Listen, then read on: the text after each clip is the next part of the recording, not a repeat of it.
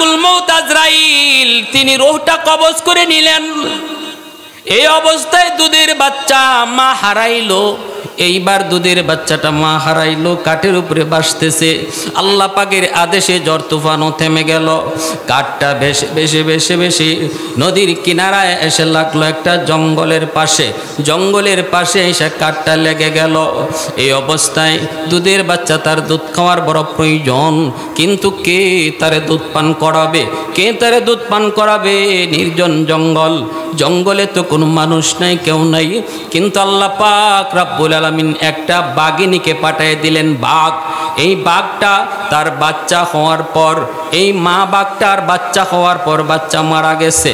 এই বাঘিনীটাও বড় কষ্টে আছে, দুধ খাবে কে? আল্লাহ ওই মা বাঘটাকে ওই বাচ্চার কাছে পাঠিয়ে দিলেন। আওয়াজ দিয়া কন্যা সুবহানাল্লাহ। আল্লাহ চাইলে পারে কি পারে না?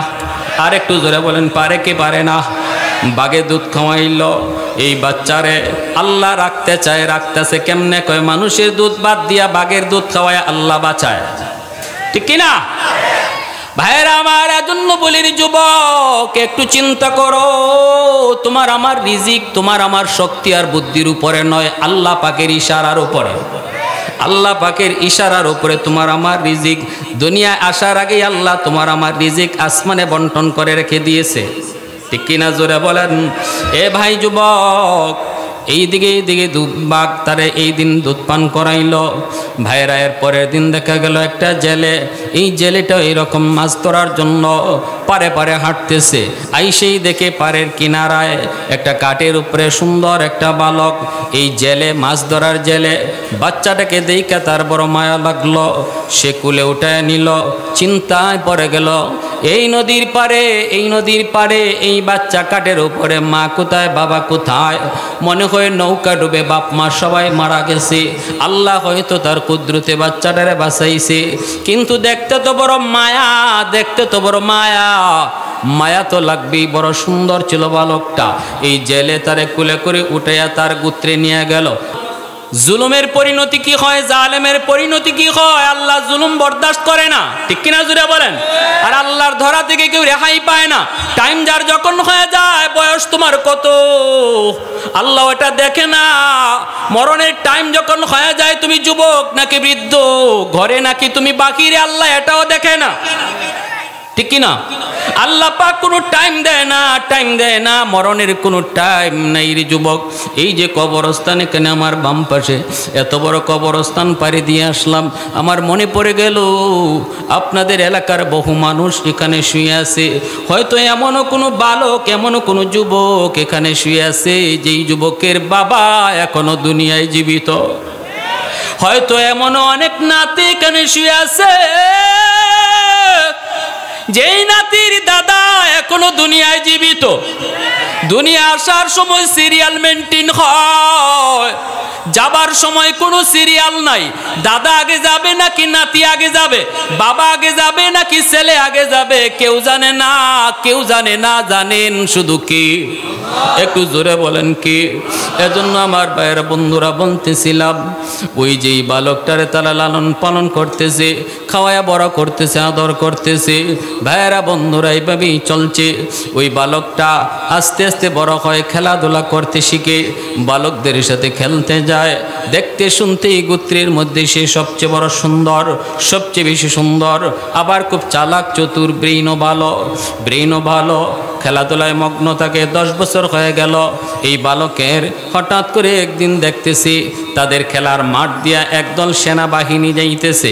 ওই সেনাবাহিনী যাইতেছে, সবাই সেনাবাহিনী দেইকা সব বাচ্চারা ভয়ে পালাইছে। কারণ এই দেশের বাদশার বাহিনী, সেনাবাহিনী যায়, সব বালক দৌড়ায় বাগছে। কিন্তু এই বালক যায় না, সে তাকায় রইছে এবং অনেক সাহস নিয়ে দাঁড়ায় রইছে। ছোট্ট কাল থেকে এই বালকের বড় দুঃসাহস, দাঁড়ায় রইছে। সেনাবাহিনীও তারা লক্ষ্য করছে, সবাই ভয় পাইছে, কিন্তু একটা বালক ভয় পায় না। হ্যাঁ আমার ভাইরা বন্ধুরা, ওই সেনাবাহিনীর ভিতরে একজন সৈন্য চোখে কম দেখত। সে যখন জঙ্গল দিয়ে যায় আর তালাশ করে জঙ্গলের ভিতরে কোনো সুরমাদানি যদি পায়, ওই সুরমাদানি থেকে সুরমা লাগাবে। ওই সময় তারা জানতো জঙ্গলের সুরমাদানি পাইলে এই সুরমা বহু উপকারে দেয়, অন্ধ মানুষের চোখ ভালো হয়ে যায়, অনেক উপকার পাওয়া যায়। তারা হঠাৎ করে এরকম একটা সুরমাদানি পাইয়াও গেল সেনাবাহিনী। ওই যে মানুষটাই যেই স্বর্ণটা চোখে কম দেখতো তার পায়ে লাগলো, সে এই সুরমাদানিটা উঠাইয়া তার চোখে দিবে চোখ ভালো করার জন্য। আরেকজন স্বর্ণ এসে আটকায় দিল, না না তুই চোখে দিবে না, এই সুরমাদানিটা এটা কি ওই সুরমাদানি নাকি এর ভিতরে কোনো বিষাক্ত কিছু আছে এটা তো বোঝা দরকার। চোখ ভালো হবে নাকি চোখের ক্ষতি হবে এটা তো আগে ট্রাই করা দরকার, পরীক্ষা করা দরকার। কই কেমনে পরীক্ষা করব? কই কে সেটা পরীক্ষার জন্য আগে দিবে? কই ওই যে একটা বালক দাঁড়ায় রয়েছে, অনেক সাহস দেখা যায় পোলাটার, এর ডাক দিয়ে আনো, এর চোখে সুরমা লাগাইয়া পরীক্ষা করব এটা ভালো নাকি খারাপ। ডাক দিয়ে আনছে, এ বালক এদিকে আসো। সবাই ভয় পেয়ে গেল, তুমি কেন গেলা না? কয় আমি ভয় পাই না। ভালো কথা, তুমি ভয় পাও না, এখানে একটু দাঁড়াও, আমরা একটা সুরমাদানি পাইছি, সুরমাটা তোমার চোখে একটু লাগাবো। এই বইলা এই বালকের চোখে সুরমা লাগাইয়া দিল। কিন্তু এই যে কেমন সুরমা লাগাইছে সৈন্যবাহিনী জানে না গো। এই সুরমাদানি থেকে সুরমা লাগানো মাত্রই এই বালকের চোখের সামনে মাটির নিচের যত খনিজ সম্পদ, স্বর্ণ রূপা অলংকার, হীরামণি মুক্তা জৌহর সব তার চোখের সামনে ভেসে উঠল। এখন সে টের পেয়ে গেল, বালক বুঝে গেছে খুব চালাক, জিম ধরে সে বুঝে গেছে এটা তো জানতেন কোন সুরমা না। এই সুরমাদানি যে চোখে লাগাবে সে তো এই দেশের এই জগতের এই সময়ের শ্রেষ্ঠ ধনী হয়ে যাবে, কারণ তার হাতে থাকবে হীরামণি মুক্তা জৌহর স্বর্ণ রূপা অলংকার। জিম ধরে রয়েছে।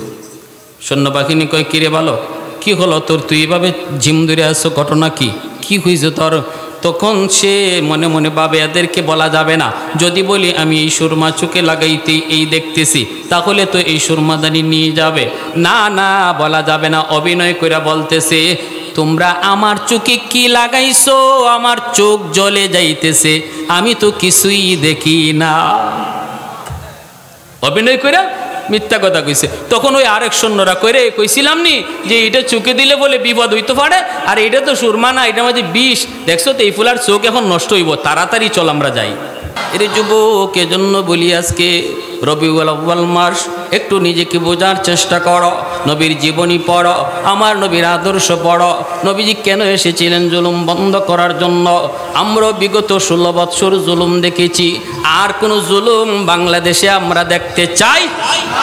আরো জোরে বলো, জুলুমের দিন শেষ, ঠিক কিনা জোরে বলেন? দুর্নীতির দিন শেষ, ঠিক কিনা জোরে বলো? হত্যা গুমের দিন শেষ। ছাত্র সমাজ জাগ্রত, যুব সমাজ জাগ্রত, উলামায়ে কেরাম জাগ্রত, ঠিক কিনা? তৌহিদি জনতা সজাগ। জুলুমের দিন শেষ, দুর্নীতির দিন শেষ, লুটপাটের দিন শেষ, হত্যা গুমের দিন শেষ। এবার একটা আদর্শের সমাজ, আদর্শ রাষ্ট্র বাংলাদেশ কায়েম করতে আমরা প্রস্তুত কিনা? কারা কারা চাই জোরে হাত উঠে আল্লাহকে দেখান। কোরআনের আইন চাই কি চাই না? আল্লাহর আইন চাই কি চাই না? আল্লাহ তুমি কবুল করো, জোরে বলো আমিন। জুলুম করেছে বাংলার জমিনে যত জালেম, কেউ টিকতে পারে নাই। ফেরাউন জালেম ছিল, টিকতে পারে নাই। নমরুদ জালেম ছিল, টিকতে পারে নাই। সাদ্দাত জুলুম করেছে, টিকতে পারে নাই। কেউ টিকতে পারে নাই। আল্লাহ পাক ফেরাউনের নাম বারবার কোরআনে উল্লেখ করে আমাকে আপনাকে মেসেজ দিয়েছেন। আমি আল্লাহ ফেরাউনের মতো জঘন্যতম ব্যক্তির নাম কোরআনের মধ্যে এত বেশি কেন নিলাম? এর অর্থ এই না যে সে আমি আল্লাহর কাছে বড় ভালো, কারণ তার নাম কোরআনে আইছে। না রে আমার বান্দা বান্দি, ওই জালেমের নাম আমি বারবার নিয়েছি তোমাদেরকে সবক দেওয়ার জন্য। তুমি কত বড় আর জালেম, তোমার চেয়ে 1000 গুণ বড় জালেম ছিল ফেরাউন, সেও আমি আল্লাহর হাত থেকে রেহাই পায় না, ঠিক কিনা? নীলদরিয়ার পানিতে ডুবার আগেও ফেরাউন জানতো না যে এই পানিতেই সে চুবাইয়া মরবে। আমাদের দেশের জালেমও সকালে জানে না যে তার একটু পরে কি হইতে যাইতেছে, ঠিক কিনা? কোন জালেম কি আল্লাহ সময় দেয় না? কয় আমাদেরকে জানাইলা না। তৃণমূল নেতারা কেন্দ্রীয় নেতাদেরকে কয়, কেন্দ্রীয় নেতারা কয় আমরা জানাইমু কেমরে, আমরাও তো জানি না। আর কেন্দ্রীয় নেতারা জানবে কেমন কইরা? প্রধানমন্ত্রী নিজেও তো জানে না, ঠিক কি না? এটার নামই আল্লাহর ধরা। ইন্না বাতশা রাব্বিকা লাশাদীদ। আল্লাহ বলে আমি সুযোগ দেই, তার মানে এই না আমি তোমারে ছেড়ে দিয়েছি ধরবো না, আমি তোমাকে সময় মতো ঠিকই ধরবো। যখন ধরবো তখন কেউ ছাড়াইতে পারবে না। আল্লাহর ধরা আসেনি না নাই? আরো জোরে বলেন। সাদ্দাদ, হ্যাঁ, হুদ আলাইহিস সালামের জামানা, ইয়ামেন। আমার ভাইয়েরা, কি হইল? মার গর্ভের দুধের বাচ্চা সাদ্দাদ। যদিও ইসরায়েলি রওয়ায়াত সনদ, কেউ বলছেন সহিনা, কিন্তু আমার আপনার সবক নেওয়ার জন্য এখান থেকেও শিক্ষা নেওয়ার বিষয় আছে। ওই জাহাজ ডুবে গেল, সব মরে গেল, কিন্তু মা ওই দুধের বাচ্চাটারে লইয়া একটা কাঠের উপরে ভেসে ভেসে জীবন বাঁচায় নিল। বাঁচাইছেন কে? আল্লাহ যদি বাঁচায়, কেউ তারে মারতে পারে? আরো জোরে বলেন। কাঠের উপরে ভাসতেছে, কিন্তু মা আর কতক্ষণ, মা তো পেরেশান, আমার দুধের বাচ্চাটারে আমি কেমন করে বাঁচাবো, কেমন করে বাঁচাবো, কত পেরেশান। কোন রকম বেঁচে আছে, এদিকে নড়া দিলে পরে ওইদিকে ডুবে যায়, আবার এদিকে নড়লে ডুবে যায়। কোন রকম দুধের বাচ্চাটা নিয়ে মা শুধু আহাজারি করতেছে, কেমনে আমার বাচ্চাটা নিয়ে রে বাঁচি, আল্লাহ কেমনে আমার বাচ্চাটা নিয়ে আমি বাঁচবো।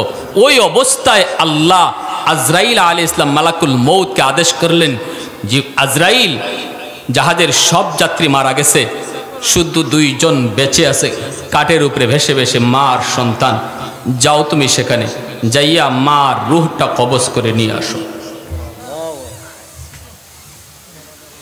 আমার ভাইয়েরা, বন্ধুরা, যুবক, মালাকুল মউত আজরাইল তিনি বলেন আমি আসলাম, এসে দেখি একজন মা দুধের বাচ্চাটাকে নিয়ে কোনো রকম বাঁচার জন্য আপ্রাণ চেষ্টা করে। এই অবস্থায় আমার আল্লাহ আমাকে আদেশ করলেন তার মায়ের রূহটা কবজ করার জন্য। মালাকুল মউত আজরাইল চিন্তায় পড়ে গেলেন, বড় টেনশনে পড়ে গেলেন। এটা কেমনে করি, কেমনে করি, মায়ের রূহটা এখন কবজ করব, এরপরে এই দুধের বাচ্চাটার হালত কি হবে, এই বাচ্চাটা কেমনে বাঁচবে, এই বাচ্চাটাকে দুধ খাওয়াবে কে, এই বাচ্চাটাকে লালন পালন করবে কে। একমাত্র জীবন বাঁচার উপায় ছিল তার মা, দুঃখিনী মা। সেই মায়ের রূহটা আল্লাহ কবজ করতে বললেন, কিন্তু মালিক তোমার আদেশ তো সেটা শিরোধার্য। আল্লাহর কাছে যে মালাকুল মউত আজরাইল কোনো প্রশ্ন করলেন না, আল্লাহর সাথে প্রশ্ন করাও চলে না, ঠিক কিনা জোরে বলেন। আল্লাহ পাক যখন যা আদেশ দেন সেই আদেশে কোনো রকম প্রশ্ন তোলা যায় না। আমার মত ততক্ষণ যতক্ষণ আল্লাহর মত পাই না, আমার মত যতক্ষণ আমার রসুলের মত পাই না। যখনই আমি দেখব আমার মতের উপরে আমার আল্লাহর মত, আমি যখনই দেখব আমার মতের উপরে আমার নবীর মত, তখনই উম্মত বলবে আমার মত বাতিল, নবীর মতে মত, এর নাম হলো উম্মত। আমার যুক্তি যতক্ষণ কোরআন পাই না, হাদিস পাই না, আমি যখনই আমার যুক্তির উপরে আমার আল্লাহর কথা পাবো, আমি যখনই আমার যুক্তির উপরে আমার রসুলের হাদিস পাবো, তখনই আমাকে বলতে হবে মুমিন হিসাবে, আমি যত বড় পণ্ডিত হই না কেন আমার যুক্তি বাতিল, আমার আল্লাহর কথা ঠিক। আমি যত বড় পণ্ডিত হই না কেন আমার বুদ্ধি বাতিল, আমার রসুলের কথাই ঠিক, ঠিক কিনা? মালাকুল মউত আজরাইল তিনি রূহটা কবজ করে নিলেন। এই অবস্থায় দুধের বাচ্চা মা হারাইলো। এইবার দুধের বাচ্চাটা মা হারাইলো, কাঠের উপরে ভাসতেছে। আল্লাহ পাকের আদেশে ঝড় তুফানও থেমে গেল। কাঠটা ভেসে নদীর কিনারায় এসে লাগলো একটা জঙ্গলের পাশে। জঙ্গলের পাশে এসে কাঠটা লেগে গেল। এই অবস্থায় দুধের বাচ্চা, তার দুধ খাওয়ার বড় প্রয়োজন, কিন্তু কে তারে দুধ পান করাবে, কে তারে দুধ পান করাবে? নির্জন জঙ্গল, জঙ্গলে তো কোনো মানুষ নাই, কেউ নাই, কিন্তু আল্লাহ পাক রব্বুল আলামিন একটা বাঘিনীকে পাঠিয়ে দিলেন, বাঘ। এই বাঘটা তার বাচ্চা হওয়ার পর, এই মা বাঘটার বাচ্চা হওয়ার পর বাচ্চা মারা গেছে। এই বাঘিনীটাও বড় কষ্টে আছে, দুধ খাবে কে? আল্লাহ ওই মা বাঘটাকে ওই বাচ্চার কাছে পাঠিয়ে দিলেন। আওয়াজ দিয়া কন্যা সুবহানাল্লাহ। আল্লাহ চাইলে পারে কি পারে না? আর একটু জোরে বলেন, পারে কি পারে না? বাঘে দুধ খাওয়াইল, এই বাচ্চারে আল্লাহ রাখতে চায়, রাখতেছে কেমনে? কয় মানুষের দুধ বাদ দিয়া বাঘের দুধ খাওয়ায় আল্লাহ বাঁচায়, ঠিক কিনা ভাইয়েরা আমার? এজন্য বলির যুবক, একটু চিন্তা করো, তোমার আমার রিজিক তোমার আমার শক্তি আর বুদ্ধির উপরে নয়, আল্লাহ পাকের ইশারার উপরে। আল্লাহ পাকের ইশারার উপরে তোমার আমার রিজিক। দুনিয়ায় আসার আগেই আল্লাহ তোমার আমার রিজিক আসমানে বন্টন করে রেখে দিয়েছে, ঠিক কিনা জোরে বলেন? এ ভাই যুবক, এইদিকে বাঘ তারে এই দিন দুধ পান করাইল। ভাইরা এর পরের দিন দেখা গেল একটা জেলে, এই জেলেটা এইরকম মাছ ধরার জন্য পারে পারে হাঁটতেছে। আইসেই দেখে পাড়ের কিনারায় একটা কাঠের উপরে সুন্দর একটা বালক। এই জেলে, মাছ ধরার জেলে, বাচ্চাটাকে দেখে তার বড় মায়া লাগলো, সে কুলে উঠায় নিল। চিন্তায় পড়ে গেল, এই নদীর পারে, এই নদীর পারে এই বাচ্চা কাঠের উপরে, মা কোথায় বাবা কোথায়? মনে হয় নৌকা ডুবে বাপ মা সবাই মারা গেছে। আল্লাহ হয়তো তার কুদরতে বাচ্চাটারে বাঁচাইছে, কিন্তু দেখতে তো বড় মায়া, দেখতে তো বড় মায়া, মায়া তো লাগবেই। বড় সুন্দর ছিল বালকটা। এই জেলে তারে কুলে করে উঠাইয়া তার গোত্রে নিয়ে গেল, তার গোষ্ঠীতে নিয়ে গেল। গোত্র সর্দার যে ছিল, সর্দারের কাছে নিয়ে জমা দিল। বলতেছে, সর্দার আমি তো এই বাচ্চাটাকে নদীর কিনারায় পাইছি। বা তখন সর্দার কয়, না না, এই বাচ্চা নেওয়া যাবে না, হয়তো মা পাগল হইয়া খুঁজতেছে, বাবা তারে পাগল হইয়া খুঁজতেছে। এই বাচ্চার মা কোথায়, বাবা কোথায়, তোমরা তালাশ করে বের করো। জেলে কয়, না জাহাপনা, মনে হয় মা বাবা কেউ বেঁচে নাই, মনে হয় কেউ বেঁচে নাই। গতকাল শুনেছি ওই নদীতে একটা নৌকা, একটি জাহাজ ডুবেছে, কোনো যাত্রী বাঁচে নাই, মনে হয় বাপ মা কেউ নাই, বাচ্চাটা একা। এই বাচ্চাটাকে একটু মায়া করা দরকার, লালন পালন করা দরকার। বলতেই এই গোত্র সরদার বলতেছে, আমার তো কোনো সন্তান নাই, যদি এমনই হয় তার মা নাই, তার বাবা নাই, তাহলে এই বাচ্চাটাকে আমারে দিয়ে দাও, আমি আমার সন্তান হিসাবে তারে লালন পালন করব। গোত্র সর্দার তারে বাচ্চা হিসেবে নিয়ে গেল। এক্সাম্পল দিতেছি, মিসাল। জুলুমের পরিণতি কি হয়, জালেমের পরিণতি কি হয়? আল্লাহ জুলুম বরদাস্ত করে না, ঠিক কিনা জুড়ে বলেন? আর আল্লাহর ধরা থেকে কেউ রেহাই পায় না। টাইম যার যখন হয়ে যায়, বয়স তোমার কত আল্লাহ এটা দেখে না। মরণের টাইম যখন হয়ে যায়, তুমি যুবক নাকি বৃদ্ধ, ঘরে নাকি তুমি বাকিরে, আল্লাহ এটাও দেখে না, ঠিক কিনা? আল্লাহ পাক কোনো টাইম দেয় না, টাইম দেয় না, মরণের কোনো টাইম নাই রে যুবক। এই যে কবরস্থান, এখানে আমার বাম পাশে এত বড় কবরস্থান পাড়ি দিয়ে আসলাম, আমার মনে পড়ে গেল আপনাদের এলাকার বহু মানুষ এখানে শুয়ে আছে। হয়তো এমনও কোনো বালক, এমনও কোনো যুবক এখানে শুয়ে আছে, যেই যুবকের বাবা এখনো দুনিয়ায় জীবিত। হয়তো এমনও অনেক নাতি এখানে শুয়ে আছে, যেই নাতির দাদা এখনো দুনিয়ায় জীবিত। দুনিয়া আসার সময় সিরিয়াল মেনটেন হয়, যাবার সময় কোনো সিরিয়াল নাই। দাদা আগে যাবে নাকি নাতি আগে যাবে, বাবা আগে যাবে নাকি ছেলে আগে যাবে, কেউ জানে না, কেউ জানে না। জানেন শুধু কি? একটু জোরে বলেন কি? এজন্য আমার ভাইয়েরা বন্ধুরা বলতেছিলাম, ওই যেই বালকটারে তারা লালন পালন করতেছে, খাওয়ায়া বড় করতেছে, আদর করতেছে, ভাইয়েরা বন্ধুরা এইভাবেই চলছে। ওই বালকটা আস্তে আস্তে বড় হয়, খেলাধুলা করতে শিখে, বালকদের সাথে খেলতে যায়, দেখতে শুনতে এই গোত্রের মধ্যে সে সবচেয়ে বড় সুন্দর, সবচেয়ে বেশি সুন্দর, আবার খুব চালাক চতুর, ব্রেইনও ভালো, খেলাধুলায় মগ্ন থাকে। 10 বছর হয়ে গেল এই বালকের। হঠাৎ করে একদিন দেখতেছি তাদের খেলার মাঠ দিয়া একদল সেনাবাহিনী যাইতেছে। ওই সেনাবাহিনী যাইতেছে, সবাই সেনাবাহিনী দেইকা সব বাচ্চারা ভয়ে পালাইছে, কারণ এই দেশের বাদশার বাহিনী, সেনাবাহিনী যায়, সব বালক দৌড়ায় বাকছে। কিন্তু এই বালক যায় না, সে তাকায় রইছে এবং অনেক সাহস নিয়ে দাঁড়ায় রইছে। ছোট্ট কাল থেকেই বালকের বড় দুঃসাহস, দাঁড়ায় রইছে। সেনাবাহিনীও তারা লক্ষ্য করছে, সবাই ভয় পাইছে, কিন্তু একটা বালক ভয় পায় না। হ্যাঁ আমার ভাইরা বন্ধুরা, ওই সেনাবাহিনীর ভিতরে একজন সৈন্য চোখে কম দেখত। সে যখন জঙ্গল দিয়ে যায় আর তালাশ করে জঙ্গলের ভিতরে কোনো সুরমাদানি যদি পায়, ওই সুরমাদানি থেকে সুরমা লাগাবে। ওই সময় তারা জানতো জঙ্গলের সুরমাদানি পাইলে এই সুরমা বহু উপকারে দেয়, অন্ধ মানুষের চোখ ভালো হয়ে যায়, অনেক উপকার পাওয়া যায়। তারা হঠাৎ করে এরকম একটা সুরমাদানি পাইয়াও গেল সেনাবাহিনী। ওই যে মানুষটাই যেই সৈন্যটা চোখে কম দেখতো তার পায়ে লাগলো, সে এই সুরমাদানিটা উঠাইয়া তার চোখে দিবে চোখ ভালো করার জন্য। আরেকজন সৈন্য এসে আটকায় দিল, না না তুই চোখে দিবে না, এই সুরমাদানিটা এটা কি ওই সুরমাদানি নাকি এর ভিতরে কোনো বিষাক্ত কিছু আছে, এটা তো বোঝা দরকার। চোখ ভালো হবে নাকি চোখের ক্ষতি হবে এটা তো আগে ট্রাই করা দরকার, পরীক্ষা করা দরকার। কই কেমনে পরীক্ষা করব? কই কে সেটা পরীক্ষার জন্য আগে দিবে? কই ওই যে একটা বালক দাঁড়ায় রয়েছে, অনেক সাহস দেখা যায় পোলাটার, এর ডাক দিয়ে আনো, এর চোখে সুরমা লাগাইয়া পরীক্ষা করব এটা ভালো নাকি খারাপ। ডাক দিয়ে আনছে, এ বালক এদিকে আসো। সবাই ভয় পেয়ে গেল, তুমি কেন গেলা না? কয় আমি ভয় পাই না। ভালো কথা, তুমি ভয় পাও না, এখানে একটু দাঁড়াও, আমরা একটা সুরমাদানি পাইছি, সুরমাটা তোমার চোখে একটু লাগাবো।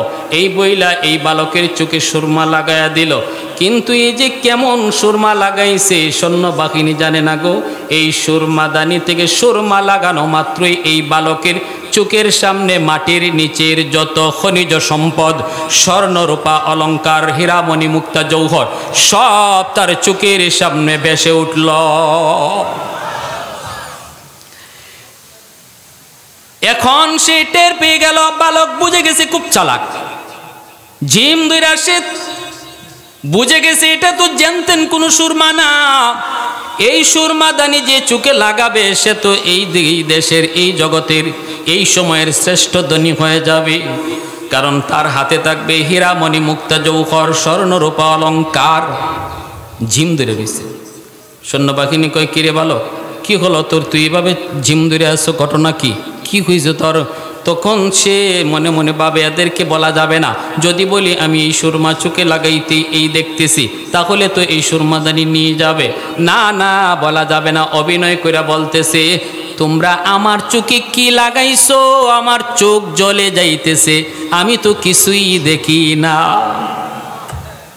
অভিনয় করে মিথ্যা কথা কইছে। তখন ওই আরেক সৈন্যরা কইরে, কইছিলাম নি যে এটা চোখে দিলে বলে বিপদ হইতে পারে, আর এটা তো সুরমা না, এটার মধ্যে বিষ, দেখছো তো এই ফুলার চোখ এখন নষ্ট হইব, তাড়াতাড়ি চল আমরা যাই। সুরমাদানিটা ফালায়া ওই সৈন্যবাহিনী চলে গেছে। আর এই বালকে এই সুরমাদানিটা লইয়া সে দৌড়ে বাপের কাছে গিয়া কয়, আব্বা পাইছি একটা জিনিস, গোত্র প্রধানের সর্দার রে। কয় বাবা কি পাইছো? কয় আব্বা একটা সুরমাদানি পাইছি। কয় কি এটা? কয় এটা চোখে লাগাইতেই মাটির নিচের যত খনিজ সম্পদ আছে সব দেখা যায়। কও কি বাবা? বলে হ আব্বা আমি লাগাইছি, ইরম ইরম ঘটনা। পরে এরারে মিথ্যা কথা কইয়া সব সৈন্যরে বাগাইয়া দিয়া আমি সুরমাদানি লইয়া বাড়িতে আইছি। খুব ভালো করছো, ভালো করছো। এখন বাবা তুমি এক কাম করো, তুমি যাইবা আর কইবা কোনানো সোনা, কোনানো রূপা, কোনানো হীরা, আর আমার সৈন্যরা খুঁজদিয়া এটা বাইর করব। এরম করতে করতে অল্প দিনের ভিতরে দেখা গেল এই গোত্র সর্দার অনেক সম্পদের মালিক হয়ে গেল, বিশাল সম্পদের মালিক, সৈন্যবাহিনী বানাইয়া দিল। কিছুদিন পরে এই গোত্র প্রধান মারা গেল। মারা যাওয়ার পরে এখন তারে সর্দার বানাইব কেডা, এখন গোত্র সর্দার বানাইব হইব কেডা? পরামর্শ বসলো, সবাই মনে মনে কয়, সবাই একই মত দিল, আমাদের গোত্র প্রধানের ফালক পুত্র যে সে, তার কারণেই তো আমরা এত ধনী হইলাম। তা আজকে যেহেতু প্রধান নাই আর সেও উপযুক্ত, এখন পূর্ণ যুবক, তারই আমরা এই সিংহাসনে বসাই। তখনই এই বালকার বালক লইল না, পূর্ণ যুবক হইয়া গোত্র প্রধান হইল। সে গোত্র প্রধান হইয়া সংক্ষেপে বলে ফেলতেছি খুব দ্রুত, গোত্র সর্দার হইয়া এরপরে সে বিশাল একটা সৈন্যবাহিনী বানাইল। সৈন্যবাহিনী বানাইয়া এত শক্তিশালী হইল, এত শক্তি অর্জন করলো, টাকা আছে, পয়সা আছে, রূপা আছে, স্বর্ণ আছে, হীরা আছে। তাহলে অসুবিধা কি? দেশের বাদশার সাথে যুদ্ধ শুরু করে দিল, আর যুদ্ধ করে বাদশারে পরাজিত কইরা দেশের বাদশা হয়ে গেল। এই বালকই হলো সাদ্দাদ। এই হলো, নাম শুনছেন নি আপনারা সাদ্দাদের নাম? এই হলো সেই সাদ্দাদ। সাদ্দাত এখন বাদশাহ হইল। বাদশাহ হওয়ার পর ক্ষমতা তার হাতে যখন সব আইছে, জনগণরে আস্তে আস্তে জিম্মি করা শুরু করলো, জুলুম অত্যাচার শুরু করলো, একে একে নিজেরে ক্ষুদা দাবি করে বসলো। আর জনগণরে কইল আজকে থেকে মূর্তি পূজা বাদ, বটগাছ পূজা বাদ, নদী গাং পূজা বাদ, আমারে তোমরা খুদা বলবা, আমার পূজা করবা। তখনকার নবী ছিলেন হযরত হুদ আলাইহিস সালাম। ইনি খবর পাইয়া গেলেন তার দরবারে, যে বলতেছেন যাহাবনা আপনি বলে নিজেরে খুদা দাবি করেন? বলে হ। কয় সাবধান, এমনটা বললেন না। নবী দাওয়াত দিতেছেন। উলামায়ে কেরামের কাজ হলো দাওয়াত দেওয়া, মানা না মানা আপনার কাম, ঠিক কিনা জোরে বলেন? উলামায়ে কেরামের কাম হলো দাওয়াত দেওয়া, কে মানবে কে মানবে না সেটা উলামায়ে কেরামের দায়িত্ব নয়। উলামায়ে কেরামের দায়িত্ব বুঝানো। কেমন বুঝানো? মাছ একটা মাছ আইছে আদার খাওয়ার জন্য, আদারটা যে ফালাইছে উপরে বর্ষি লইয়া বুয়া একটা, আপনারা এটা কি কোন কুড়া কন্যা, কুড়া নিয়া বর্ষা, রশি লাগানো, এরপরে পানির উপরে যে ছোট্ট একটা কাটি বাসে, এটারে কি কোন? চুটকাটি। আমাদের সিলেটও চুটকাটি করে। রশিটা পানির নিচে যায়, পানির নিচে যাইয়া বর্ষি একটা পেঁচানো, বর্ষিটার উপরে আদার দেয় যেন মাছে বর্ষি না দেখে। নয়া একটা মাছ আইসা বর্ষিটার পাশে আদার দেখে বড় লোভ লাগলো, মাছটা আদার খাবি। ওই অবস্থায় একজন অভিজ্ঞ পুরাতন মাছ আয়া কয়, বাইরে তুই নতুন মানুষ, বুঝোস না রে, কোরআন জানোস না, হাদিস জানোস না, নবী রাসূলের কাহিনী জানোস না, অতীতের বহু জাতির ধ্বংস হওয়ার কাহিনী তোর চোখের সামনে নাই, তুই এই আদার খাইবি না। এটা কিন্তু তোর জন্য আদার না, এটা তোর জম, এটা তোর জম। কয় কেমনে জম? আমি তো দেখি কত সুন্দর আধার। কয় না না, আদার না, আদারের ভিতরে আছে একটা বাঁকা বর্ষি। আসেনি না? নাই। এই বর্ষিটার সাথে একটা রশি লাগানো, পানির উপরে ছোট্ট একটা চুটকাটি। তুই এই আদারের টুকা দেওয়া মাত্রই চুটকাটিটা লড়ব, আর ফারের মধ্যে কুরানিয়া বসা শিকারি টের পাইয়া যাইব তুই দর্শ, তুই মুখে দিস। যখনই তুই মুখে নিয়ে টান দিবি, তখনই চুটকাটিটা মাটির নিচে পানির নিচে চলে যাবি, আর শিকারি বুঝে ফেলবি তুই গলায় নিস। এসকা একটা টান দিব, এসকা টান। কি যার টান? এসকা টান দেওয়া মাত্রই তোর গলা পাতারে ঢুকবো বর্ষিটা। এই বর্ষিটা তোর গলা পাতারে ঢুকলে পরে তোরে টান দিয়ে উপরে উঠাইব। উপরে উঠানোর পরে তোরে দুই হাত দিয়া চাপায়া ধরবো। তুই নাচানাচি করবি, তোরে নাচতে দিবে না। দুই হাত দিয়া চাপায়া দইরা তোরে নিয়ে যাইব বাড়িতে। তার বউ কিন্তু একটা বাঁকা ঠেঙ্গি দা লইয়া বোয়া। এই দাটাও বড়ির মতো, দাটাও।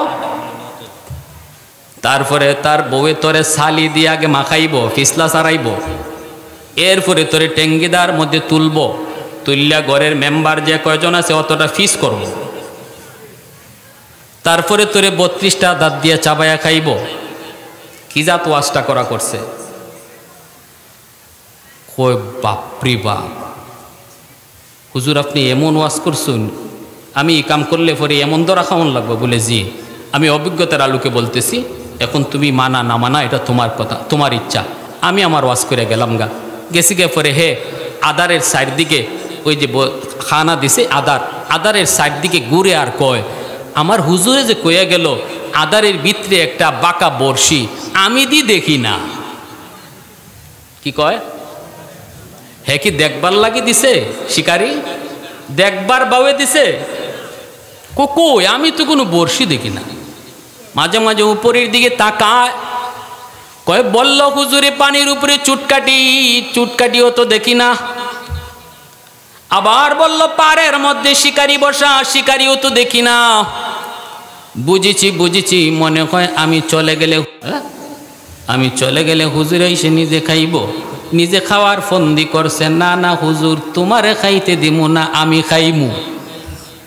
এটা কইয়া সে নিজে খাইছে। যেই মাত্র টুকা দিছে এমনি চুটকাটি লড়ছে নি। মাতুন্যা দিয়ে আপনারা নদীর ভারো বাড়ি, বাজিতপুরের মানুষ, আমরা থেকে তো বেশি জানবার কথা। আরো আদারও যেই মাত্র টুট লাগাইছে চুটকাটি লড়েনি। মুখে লাগাইয়া যেই টান দিছে চুটকাটি পানির নিচে গেছে নি। এসকাটান ওইছেনি, ফারে উঠছেনি, জাতা দিয়া ধরছেনি। এখন মাসে লাফায় আর কয় আমার হুজুরে যা কইছিল এটা ওই ঠিক, আমি যা বুঝছি ভুল বুঝছি, আমার আর একটা বার সুযোগ দাও, আর জীবনও খাইতাম না। বাজিতপুরের কয়জন মানুষে মাস্টারে ছাইরা দিবেন? যেই মাসে কইতেছে আমি আর জীবনে এই খানা খাইমো না গো, এখন বুঝতেছি এটা আমার খানা না, এটা জম। হুজুরের কথা ওই টিকা ছিল, আরেকটা বার আমার সুযোগ দিবানি, কেউ দিবনি, কেউ দিবে না, কেউ দিবে না। এজন্যই উলামায়ে কেরামের কথা মনে রাখবা, সময় মতো ঠিকই তুমি বুঝবা। আমরা বহু বলেছি, আমরা বহু বলেছি জুলুম করো না, আল্লাহ জুলুম সইতে পারে না। আমরা বহু বলেছি গুম হত্যা করো না, আল্লাহ সইতে পারে না। বরং আমাদের বলার কারণে আমরা আরো রুশানলে পড়ছি, আমাদেরকে উপরে আরো জুলুম করা হয়েছে। এইবার এমন ধরা খাইছে, কয় হুজুর রাজা কইছিল ঠিক কইছিল, আর জীবনে এমন করতাম না, মাইরো না। কিন্তু মারা থেকে বাঁচবো কি কইরা? কেউ দাড়ি রাখতেও বাঁচতে পারে না, কেউ দাড়ি কাটতেও বাঁচতে পারে না, ঠিক কিনা জোরে বলেন। তাহলে বোঝা গেল আল্লাহর ধরা আছে নি না নাই? হুজুরদের কথা ঠিক নি না ঠিক না? আরো জোরে বলেন ঠিক নি না ঠিক না? ভাইরা বন্ধুরা, এজন্য বলতেছিলাম রে যুবক, হুদ আলাইহিস সালাম বলতেছেন না, ও বাদশা জাহাপনা এমনটা আপনি করবেন না। আল্লাহ পাক রহমান, আল্লাহ পাক রহিম, কুল কায়নাতের মালিক তিনি, আমার রব যিনি আপনার রব তিনি, কুল কায়নাতের রব তিনি। এইবার কয় তোমার আল্লাহরে না মানলে কি হবে, আর মানলে কি হবে? হুদ আলাইহিস সালাম কয় যদি মানেন তাহলে আল্লাহ আপনাকে জান্নাত দিবে। ইন্নাল্লাযীনা আমানু ওয়া আমিলুস সলিহাত কানাত লাহুম জান্নাতুল ফিরদাউসি নুজুলা। যদি আপনি ঈমানের সাথে নেক আমল করেন আল্লাহ আপনাকে জান্নাত দিবে, আল্লাহ আপনাকে জান্নাত দিবে। তখনই এই সাদ্দাদে কয় জান্নাত মানে কি তা বুঝলাম না। কয় জান্নাত হলো আরামের জায়গা, জান্নাতের ভিতরে আল্লাহ পাক আপনার জন্য হুর গিলমান রাখছে। জান্নাতের প্রতিটা ইট এক একটা ইট সোনার, এক একটা ইট রূপার, হীরামণি মুক্তা জৌহর দিয়ে আল্লাহ পাক বানাইছে। এই জান্নাতের চারপাশে থাকবে বাগান, কোনো কলার বাগান, ফলের বাগান, আঙ্গুরের বাগান, আপেলের বাগান। আবার বাগানের মাঝে মাঝে থাকবে লেক। ইয়াতুফুনা আলাইহিম বিলদানুম মুখাল্লাদুন বিআকওয়াবিন ওয়া আবারিক ওয়া কাসিম মিন মাঈন। আল্লাহু আকবার। আল্লাহ পাক আদাতু লিবাদিয়াস সালিহিন মা লা আইনুন রাত ওয়ালা উযুনুন সামিয়াত ওয়ালা খাতারা আলা কলবি বাশার। আল্লাহ কই এমন এমন এমন এমন নিয়ামত আমি জান্নাতে রেখেছি, ওই নিয়ামত তুমি কোনোদিন কল্পনাও করো নাই। চোখে তো দেখবা কেমন কইরা, কানে শুনবা কেমন কইরা। এত আরাম, এত আরাম জান্নাতের ভিতরে আমি তোমার জন্য রেখে দিয়েছি রে যুবক। আল্লাহ বলে কোনোদিন কল্পনাও তুমি করতে পারো নাই, এত আনন্দের বস্তু আমি রাখছি। যখন আল্লাহর পয়গম্বর সাদ্দাদের সামনে এই ওয়াজ করলেন, সাদ্দাদে কয় তোমার আল্লাহর জান্নাত আমার লাগতো না, আমি এরকম একটা জান্নাত নিজে ওই বানাইমু। নাউজুবিল্লাহ। রজুরে কোন আমার কি স্বর্ণরূপার অভাব আছে, হীরামণি মুক্তার অভাব আছে? তা আমি তোমার আল্লাহর জান্নাত কেনে দিতাম, আমি নিজেই বেহেশত বানাই দিব। অহংকার যখন বেড়ে যায় তখন কি যে কয় নিজেও বুঝে না। অহংকারের কারণে কি যে কইতেছে নিজেরই হুঁশ থাকে না, কার সাথে যে টক্কর দিতেছে তাও বুঝে না। আমরা তো বর্তমানেও প্রধান উপদেষ্টা একজন পাইছি, আলহামদুলিল্লাহ, ডক্টর ইউনূস সাহেব। তার কথাও তো কথা, আর বিগত সরকারের প্রধানেরও কথা, দুই কথার মাঝে বেশ কম আসেনি না নাই? কিতাব মাতলিন না দিয়ে আপনারা বেশি, দুইজনের কথার মাঝে বেশ কম আসেনি না নাই? হ্যাঁ, আন্তর্জাতিক মানে এত উঁচু মাপের একজন ব্যক্তি ডক্টর ইউনূস, তার কথার মধ্যে কত নরম, কত সহজ সরল কথা। জাতির উদ্দেশ্যে কয়েকটা ভাষণ দিল, মন কেড়ে নিল গোটা জাতির, ঠিক কিনা? গোটা জাতির মন কেড়ে নিল।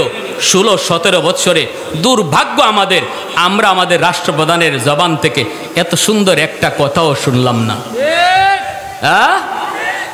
আহা, উলামায়ে কেরামকে নিয়ে বসছে, উলামায়ে কেরামকে কত সম্মান দিছে। আমি তো মনে করি এই বর্তমান সিচুয়েশনে তারে এই জায়গার মধ্যে আমাদের পাওয়া, এটা আল্লাহর পক্ষ থেকে একটা বহু। আসসালামু আলাইকুম রহমতুল্লাহ। প্রিয় দর্শক, ভিডিওটি ভালো লাগলে লাইক, কমেন্ট, শেয়ার এবং সাবস্ক্রাইব করবেন। বেল বাটনটি চাপতে ভুলবেন না।